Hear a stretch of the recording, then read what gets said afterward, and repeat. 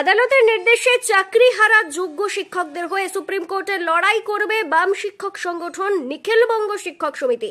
এর জন্য ওই শিক্ষকদের কোনো অর্থ খরচ করতে হবে না। সংগঠন তার নিজস্ব তহবিল থেকে প্রয়োজনীয় অর্থ খরচ করবে, জানালেন নিখিলবঙ্গ শিক্ষক সমিতির সাধারণ সম্পাদক সুকুমার পাইল। এক ভিডিও বার্তার মাধ্যমে এই খবর জানিয়েছেন। গত 22 তারিখ কলকাতার হাইকোর্টের বিশেষ ডিভিশন বেঞ্চ তার যে রায়দান করেছেন তাতে 25,753 জনের চাকরি গেছে। নিখিলবঙ্গ শিক্ষক সমিতি বরাবরই তাদের দাবি হচ্ছে স্বচ্ছতার সাথে এবং দ্রুততার সাথে শিক্ষক শিক্ষাকর্মী নিয়োগ করতে হবে। যারা টাকার বিনিময়ে চাকরি পেয়েছেন নিখিলবঙ্গ শিক্ষক সমিতি তাদের বিরোধিতা করে, কিন্তু যাদের চাকরি গেছেন তাদের মধ্যে প্রচুর যোগ্য শিক্ষক আছেন, যারা শিক্ষকতার মহান কাজে ব্রত আছেন। তাদের চাকরি হারা হয়ে তাদের যেমন সম্মানহানি ঘটেছে, আর্থিকভাবে তারা হতাশ হয়ে গেছেন, ভেঙে পড়েছেন। রায় শোনার পরে বাড়িতে যে রান্না হয়েছিল সে রান্নার খাবার তারা মুখে দিতে পারেনি। এবং এই যে ঘটনাটা ঘটলো তার জন্য কিন্তু রাজ্য সরকার দেয়নি। কোর্ট বারে বারে রাজ্য সরকারের কাছে তথ্য চেয়েছিল, রাজ্য সরকার তথ্য দেয়নি। তারা টাকা নিয়েছে, টাকার বিনিময়ে শিক্ষক শিক্ষাকর্মী নিয়োগ করেছে, তাদের চিহ্নিত করতে পারেনি।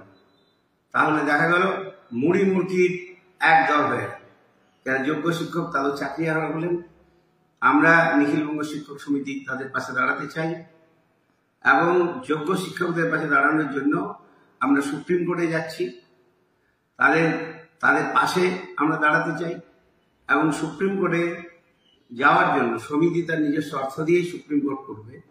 যারা ভুক্তভোগী তাদের কোনো অর্থ ক্ষেত্রে প্রদান করতে হবে না। সমিতি মনে করে যে যাদের যোগ্য শিক্ষক, যাদেরকে বার করে দেওয়া হয়েছে, যারা এই কোর্টের রায়ে যাদের চাকরি হারা হয়েছে, তারা যাতে সসম্মানে চাকরিতে পুনর্বহাল করতে পারে তার জন্য সমিতি তাদের পাশে থাকবে, এই অঙ্গীকার আমরা করতে চাই।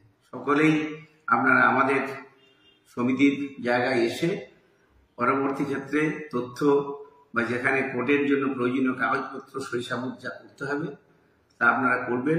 জেলা সংগঠন মারফত আমরা সেই তথ্য তাদের কাছে পাঠাবো এবং নিশ্চিতভাবেই নিখিলবঙ্গ তাদের শিক্ষক সমিতি সেই যোগ্য শিক্ষকদের পাশে আছে, ছিল, থাকবে, আগামী দিনেও থাকবে। এই প্রত্যয় রেখে আপনাদের অভিনন্দন, আন্তরিক শ্রদ্ধা জানিয়ে আমার বক্তব্য আমি এখানে শেষ করছি।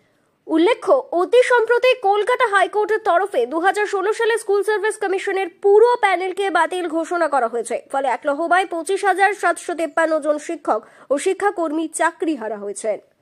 নাম প্রকাশে অনিচ্ছুক সদ্য এক চাকরিহারা শিক্ষক বলেন, আমি বা আমার মতো অনেকেই নিখিলবঙ্গ শিক্ষক সমিতির সঙ্গে যুক্ত নই।